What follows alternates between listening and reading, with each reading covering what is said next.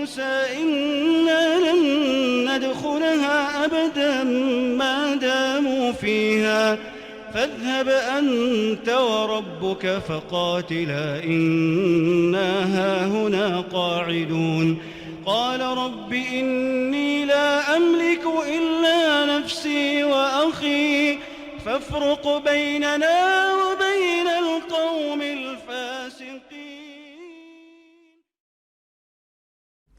بسم الله الرحمن الرحيم. الحمد لله رب العالمين والصلاة والسلام على سيد المرسلين وعلى آله وصحبه أجمعين. اللهم إنا نسألك علما نافعا ورزقا طيبا وعملا متقبلا. Amma ba'd, telah berlalu dari pembahasan kita terhadap kitab Bawa'ith al-Khalas minadz dzunub sekitar 9 liqa'at atau 9 pertemuan yang lalu telah berlalu. Sedikit kita mengupas atau flashback kiat-kiat seseorang bisa menghindarkan diri atau berlepas diri dari dosa-dosa. Sudah 9 poin dan 9 kiat kita bahas. Yang pertama yaitu memuliakan Allah Ta'ala, mengagungkan Allah. Kemudian kiat kedua, tanamkan kecintaan kepada Allah Subhanahu wa Ta'ala. Kiat ketiga, mengingat nikmat Allah dan kebaikan dari Allah Subhanahu wa Ta'ala. Kiat keempat, membayangkan kemurkaan Allah Subhanahu wa Ta'ala dan pembalasan dari Allah. Kiat kelima, hilangnya kebaikan dan keutamaan disebabkan maksiat. Kiat yang keenam, kiat yaitu mengingat kenikmatan, mengalahkan hawa nafsu dan menaklukkan syaitan. Kemudian kiat ketujuh, kiat tentang membayangkan kesuksesan meraih ganjaran dari Allah Subhanahu wa Ta'ala. Kiat ke-8 yaitu kebersamaan Allah Ta'ala yang bersifat khusus bagi orang yang menghindarkan diri dari maksiat atau dosa. Kiat ke-9, dan ini yang sebelumnya kita bahas, yaitu khawatir jika kematian datang secara mendadak. Pada kali ini kiat ke-10 kita akan melanjutkan insyaallah tentang masyhadul bala'i wal afiyah. Masyhadul bala'i wal afiyah, yaitu tinjauan dan mengingat al-bala, musibah, dan al-afiyah, yaitu keselamatan. Al-bala, ujian atau musibah, adapun al-afiyah yaitu keselamatan. Kemudian dikatakan oleh Ibnu Qayyim al-Jauziyah rahimahullah, al-ashir masyhadul bala'i wal afiyah. Yang ke-10 dari Bawa'ith al-Khalas minadz dzunub, hal ke-10 yang bisa menjadi faktor lepasnya seseorang dari dosa adalah dia meninjau al-bala dan al-afiyah, yaitu merenungi hakikat bencana dan juga keselamatan. Perlu diketahui ikhwan dan akhwat sekalian bahwasanya kehidupan ini imma terjadi pada diri kita bala atau sebaliknya al-afiyah, keselamatan. Ya, seseorang jika tidak sedang kena musibah maka dia selamat. Ya, seseorang jika dia tidak selamat maka dia sedang kena musibah.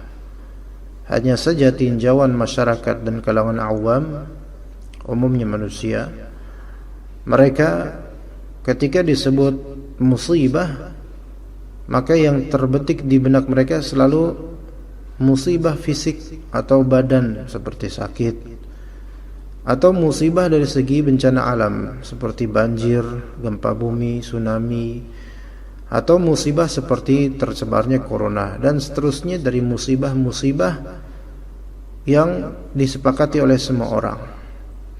Tetapi hanyalah orang-orang yang betul-betul mengetahui hakikat musibah, meninjau bahwasanya musibah yang lebih dipentingkan untuk ditinjau kembali yaitu musibah az-dzunub atau al-ma'siyah.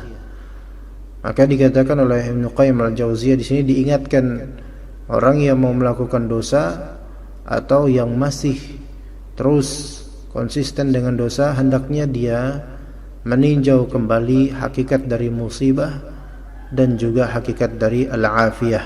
Adapun al-afiyah yaitu keselamatan. Dan semua orang sepakat, ya namanya selamat itu adalah ketika sehat, ketika pada kebanjiran kemudian dia sendirian tidak ikut kebanjiran misalnya, atau ketika gempa bumi ratusan orang mati sedangkan dirinya selamat, ya betul itu afiyah, keselamatan, tapi ia hanyalah keselamatan fisik. Sementara yang akan dibahas di sini adalah afiyah mutlaqah, yaitu afiyah yang secara mutlak, keselamatan mutlak, yang mana dia adalah hakikat dari keselamatan. Dikatakan oleh Ibnu Qayyim al-Jauziyah rahimahullah, fa innal balaa'a fil haqiqati laysa illa adh-dhunub wa 'awaqibha. Fa innal balaa'a fil haqiqati laysa illa adh-dhunub wa 'awaqibuha. Sesungguhnya al-bala, yaitu musibah secara hakiki, bukanlah apa-apa melainkan adz-dzunub wa 'awaqibuha, melainkan dosa-dosa dan akibat-akibatnya, yaitu efek dari dosa. Itu bala pada hakikatnya. Jadi di sini pernyataan Ibnu Qayyim perlu kita renungkan kembali bahwasanya secara hakiki bala itu adalah dosa dan efek dosa. Udah itu aja, khalas. Adapun kalau misalnya bala atau musibah untuk fisik, bencana, itu memang musibah, tetapi ketika kita menelusuri sumbernya, ketahuilah musibah yang terjadi di lingkungan, di masyarakat, di manusia, dari penyakit, dari bencana alam dan seterusnya, itu semua adalah efek dari dosa. Itu semua adalah efek dari dosa, dan itu telah diwartakan oleh Allah Subhanahu wa taala. Ya, di surat Ar-Rum Allah Subhanahu wa taala telah memberikan kaidahnya, ya, di dalam surat Ar-Rum, yaitu firman Allah Subhanahu wa taala, "Dhaharal fasadu fil barri wal bahri bima kasabat aydin nas liyudhiqahum ba'dal ladzi 'amilu la'allahum yarji'un." Telah muncul kerusakan di daratan dan di lautan dengan sebab apa? Bima kasabat aydin nas, dengan sebab ulah tangan manusia, berarti dengan sebab dosa. Jadi segala musibah fisik dan bencana alam itu semua adalah efek dari dosa. Namun sayangnya kebanyakan masyarakat mereka hanya melihat dari sisi duniawi semata dan logika duniawi semata. Mereka tidak melakukan tazkiyatun nufus, introspeksi diri. Kenapa kok kemalingan? Bisa jadi karena hartanya haram. Kenapa kok bencana atau gempa bumi? Bisa jadi karena ada maksiat dan kesyirikan. Kenapa kebanjiran? Bisa, dan kemudian banyak barang karatan rusak dan seterusnya, ya karena mungkin itu didapat dari hasil yang haram, bisa jadi. Maka segala musibah fisik dan juga bencana alam itu semua adalah awaqibudz dzunub, yaitu efek dari dosa-dosa. Itu secara hakiki, dan itu yang perlu ditinjau oleh masyarakat. Kemudian ikhwas dan akhwat rahimakumullah, al-bala fil haqiqati laisa illa dhunubu wa awaqibuha, wal afiyatul mutlaqatu hiya ta'atu wa awaqibuha. Adapun al-afiyah al-mutlaqah, yaitu keselamatan yang bersifat mutlak secara hakikiyah, dia adalah ketaatan dan efek dari ketaatan. Nah, inilah bedanya bala dan afiyah. Bala, kalau kita mau mendefinisikan atau ditanya oleh siapapun, musibah itu definisinya apa? Maka kita bilang musibah itu adalah dosa dan efeknya. Ada itu. Lah kalau misalnya ladang sawah kita digerogoti oleh binatang-binatang penggerogot, misalnya seperti tikus, belalang, ternyata habis sudah semua hasil dari usaha kita di sawah tersebut. Maka itu musibah, betul itu musibah. Secara zahir musibah, secara zahir musibah. Tapi orang yang berilmu dan mereka yang menelusuri jalur-jalur musibah, dan hakikatnya mereka akan melihat bahwasanya ini efek dari dosa. Pasti saya punya dosa di sini. Ya, itu. Jadi definisi musibah pada hakikatnya adalah dosa dan efeknya. Kalau ditanya musibah itu apa? Musibah adalah dosa dan efeknya. Sehingga ketika orang melakukan dosa, sesungguhnya dia sedang tertimpa musibah. Dan ketika orang terkena efek dosa, sesungguhnya ia sedang tertimpa musibah. Adapun al-afiyah, lawan dari musibah, yaitu keselamatan, maka dia adalah at-ta'atu wa awaqibuha. At-ta'atu wa awaqibuha. Dia adalah ketaatan dan efek dari ketaatan. Jadi seseorang ketika melakukan ketaatan, sesungguhnya dia sedang berada di keamanan dan jaminan Allah. Ya, terutama sekali di salat subuh berjamaah, sebagaimana dalam hadis Nabi sallallahu alaihi wasallam, Allah yang menjamin dirinya, juga menjamin rizkinya. Oleh karena itu kita lihat orang-orang yang kebingungan mengais rizki, rata-rata mereka itu kesulitan salat subuh atau salat subuh, bahkan enggak salat mungkin, ya. Karena mereka hidupnya untuk dunia. Seandainya seseorang melakukan ketaatan, terutama ketaatan yang wajib atau yang sangat dianjurkan, maka ketahuilah ketaatan tersebut akan memberikan awaqib. Awaqib yaitu jamak dari aqibah, yaitu efek dari ketaatan tersebut. Banyak efek dari ketaatan: ketentraman hati, ketenangan jiwa, rizki yang Allah lancarkan. Maka semua itu al-afiyah, yaitu keselamatan. Ya, jadi kadang-kadang seseorang merasa risih dan kesulitan soal rizki, tetapi dia tidak melihat bahwasanya Allah Ta'ala buat rizkinya itu tercekik, ya. Itu disebabkan dia tidak melakukan ketaatan. Maka definisi dari afiyah, yaitu keselamatan adalah ketaatan dan efek ketaatan. Ketaatan dan efek ketaatan. Oleh karena itu, di antara ketaatan yang baik adalah zakat, sedekah. Yang mana sedekah itu dengan izin Allah Ta'ala bisa menjadi sebab untuk raf'ul bala, untuk menghilangkan bala atau musibah. Hampir-hampir seseorang wafat atau mati disebabkan kecelakaan di jalanan, tapi ternyata Allah selamatkan dia. Boleh jadi disebabkan apa? Disebabkan ketaatan yang dilakukan sebelumnya. Kata Ibnu Qayyim al-Jauziyah rahimahullah, fa ahlul bala'i hum ahlul ma'siyati wa in 'ufiyat abdanuhum. Maka ini kalimat yang luar biasa. Ahlul bala, orang yang tertimpa musibah, itu siapa? Adalah ahlul ma'siyah wa in 'ufiyat abdanuhum. Orang yang tertimpa musibah itu adalah ahlul ma'siyah. Ya, disebut ahlul ma'siyah ini ketika dia betul-betul rajin maksiat, maka ini disebut ahlul ma'siyah.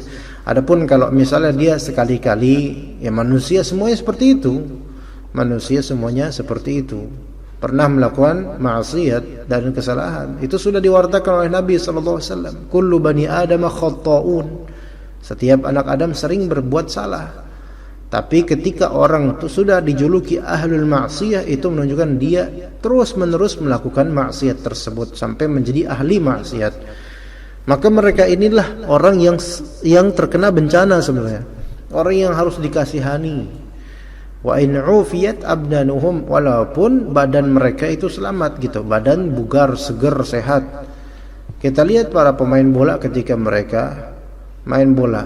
Enggak mungkin mereka main bola lagi demam atau kena COVID atau semisalnya. Melainkan mereka apa? Mereka sehat. Lihat orang-orang pemain bola, pemain basketball, ya, dengan badan yang kekar, tinggi, gede. Itu sekali nampol orang mental orangnya gede, ya. Wa in 'ufiyat abdanuhum, tetapi ketika menjalani pertandingan, jangankan soal mengingat azan, mengingat Allah saja mungkin tidak. Atau memang mereka kafir, maka mereka ahlul ma'siyah. Wa in 'ufiyat abdanuhum, maka mereka ahlul bala. Ya, mereka ahlul bala. Sekarang kita lihat di USA, Amerika, demonstrasi di mana-mana dan banyak properti, baik itu berupa ruko, toko, rumah, truk, bis, mobil dan seterusnya dihancurkan oleh para demonstran. Yang mana mereka itu ahlul ma'siyah, bahkan kufar. Wa in ufiyat abdanuhum, walaupun badan mereka mungkin sehat, enggak kena covid, enggak demam, enggak apa, tapi mereka itu yang disebut ahlul bala. Mereka terkena musibah yang ada pada diri mereka dan mereka tidak menyadari musibah tersebut menjangkiti diri mereka dan kehidupan mereka. Maka sekarang USA dalam kondisi downgrade betul-betul, negara yang paling terpuruk pada saat ini. Ya, mungkin terlalu hiperbola kita bilang paling terpuruk, tetapi semua dari negara mensyukuri keterpurukan USA. Ya, dan pembicara ini juga mensyukuri hal tersebut, dan semoga Allah Ta'ala menjaga kaum muslimin di Amerika Serikat. Tapi untuk orang-orang kafir, semoga Allah Subhanahu wa Ta'ala memberi hidayah kepada mereka atau menghancurkan mereka dan melaknat mereka, dan melaknat seluruh Yahudi dan Nasara. Di sini ahlul bala, kita lihat mereka mendapatkan apa?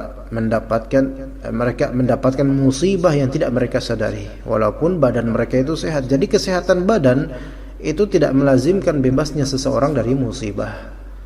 Ya, karena musibah itu bukan sebatas sakit, tapi musibah pada hakikatnya adalah maksiat yang diteruskan tanpa ada juntrungannya, termasuk kekufuran, kebid'ahan. Kemudian kata Ibnu Qayyim al-Jauziyah rahimahullah, wa ahlul afiyati hum ahlut ta'ati wa in maridat ba'd abdanuhum. Adapun ahlul afiyah, yaitu orang yang selamat, mereka adalah ahlut ta'ah, mereka adalah orang yang taat walaupun sakit badan mereka. Ya, barangkali ada seseorang terbaring di ICU, terbaring di rumah sakit, terbaring di kasurnya, ya lumpuh, atau mungkin bahkan buta misalnya. Ya, ada kekurangan di fisik mereka, tetapi mereka ahlu ta'ah, maka mereka lah ahlul afiyah pada hakikatnya. Jadi sakitnya badan mereka atau kurangnya, cacatnya salah satu dari organ tubuh mereka itu tidak menjadikan mereka itu ahlul bala, melainkan mereka adalah ahlul afiyah. Bahkan ada seseorang anak, ya, remaja sekarang, atau sekarang udah lebih tua lagi, mungkin udah 20 lebih tahun atau hampir 30. Dia tidak bisa melihat, ya, dan dengan tidak bisa melihatnya itu Allah Ta'ala takdirkan dia hafal Al-Quran. Masya Allah, kita yang bisa melihat normal jelas aja kita nggak hafal-hafal, tapi lihat anak ini bisa hafal Al-Quran di usia belia. Ketika ditanya oleh seorang syekh, ya, pertanyaan yang normal, pertanyaan yang memberikan harapan, namun jawabannya ternyata membuat menangis. Itu pertanyaan apa? Akhi, dek, ya, kamu udah hafal 30 juz, Masya Allah, dengan kondisi mata yang seperti ini. Mau enggak kalau Allah Subhanahu wa Ta'ala misalnya sembuhkan penyakit mata kamu dan kembali bisa melihat? Maka anak itu terus kemudian berkata apa? Ini sudah cukup bagi saya sudah cukup, nggak usah sembuh, nggak apa-apa. Saya nggak apa-apa dengan kondisi seperti ini. Ya, saya tidak bisa melihat itu karena Allah Subhanahu wa Ta'ala tidak ingin saya melihat hal-hal yang haram dengan mata saya. Maka saya mendingan seperti ini daripada saya melakukan hal yang haram. Lihat ikhwas sekalian, ahlul afiyah seperti ini. Wa in maridat abdanuhum hum ahlut ta'ah. Walaupun mereka sakit badannya, mereka tetap sebagai ahlut ta'ah. Wa qala ba'du ahli ilmi fil atharil marwi, dan berkata sebagian ahlul ilm, yaitu sebagian ulama dalam sebuah athar yang teriwayatkan, idza ra'aitum ahlal bala'i fas'alullaha al-'afiyata. Jika kalian melihat ahlul bala, yaitu orang yang tertimpa musibah, maka mintalah kepada Allah Ta'ala keselamatan.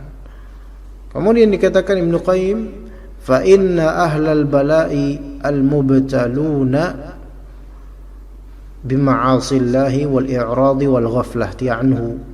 Sesungguhnya ahlul bala, mereka adalah yang apa? yang diuji, yang diberikan, ditimpa musibah berupa apa? Berupa bermaksiat kepada Allah, ya, dan i'rad, berpaling dari Allah, wal ghaflati anhu, dan lalai terhadap Allah Subhanahu wa taala.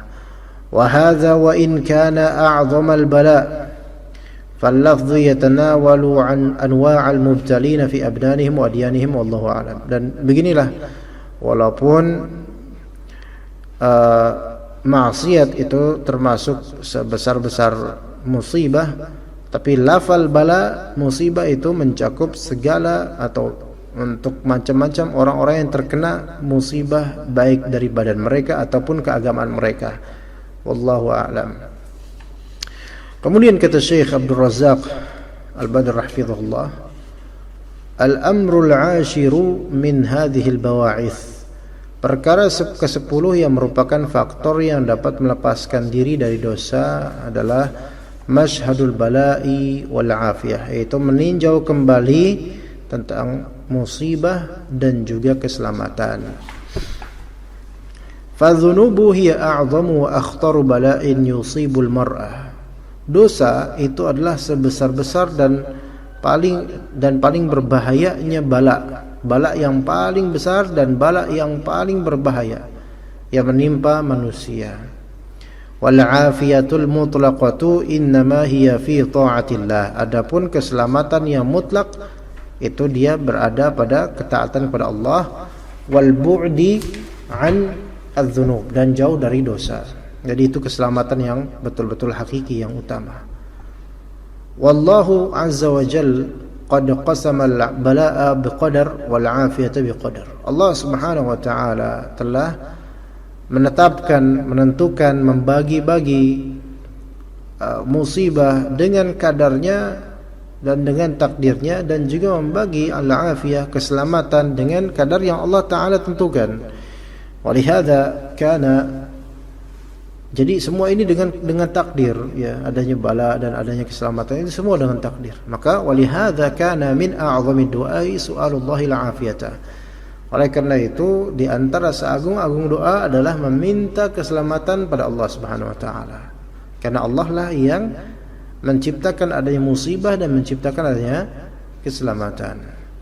Wa min dzalika qaulun Nabi sallallahu alaihi wasallam, di antara dalilnya tentang su'alullahil afiyah, meminta kepada Allah taala keselamatan.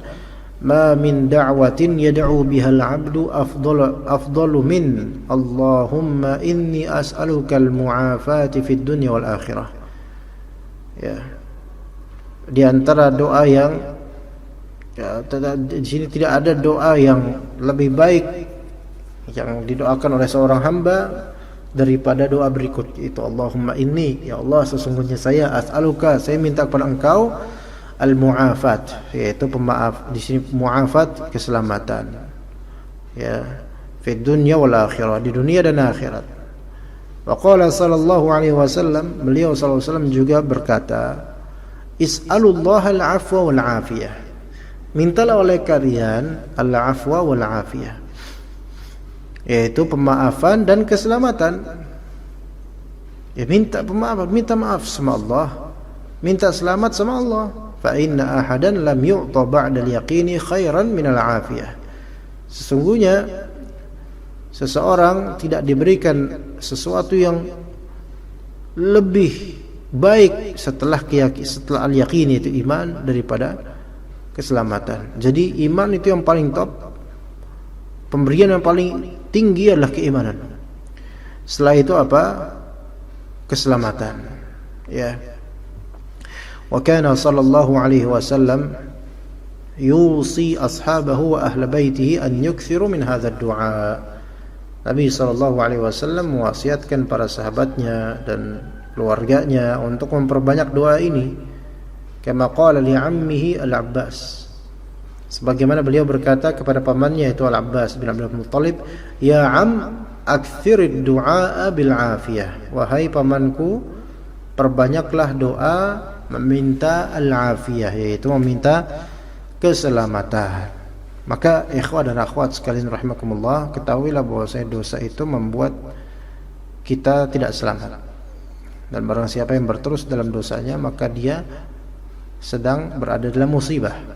Semoga Allah Subhanahu wa taala menjadikan ana dan juga antum orang-orang yang Allah Subhanahu wa taala jadikan taat kepadanya, kepada Rasulnya, kepada kitab, dan mengikuti kitab-kitabnya dan mengikuti petunjuk Rasulnya. Semoga Allah Subhanahu wa taala memberikan kita rizki yang bermanfaat, yang berkah, dan memberkati segala usaha kita dalam dakwah, dalam mengais rizki, dalam mendidik anak dan istri, dalam mentarbiyah diri sendiri, dan sampai pada akhir hayat nanti semoga Allah Subhanahu wa taala jadikan kita wafat dalam keadaan husnul khatimah. Kita cukup sampai sekian.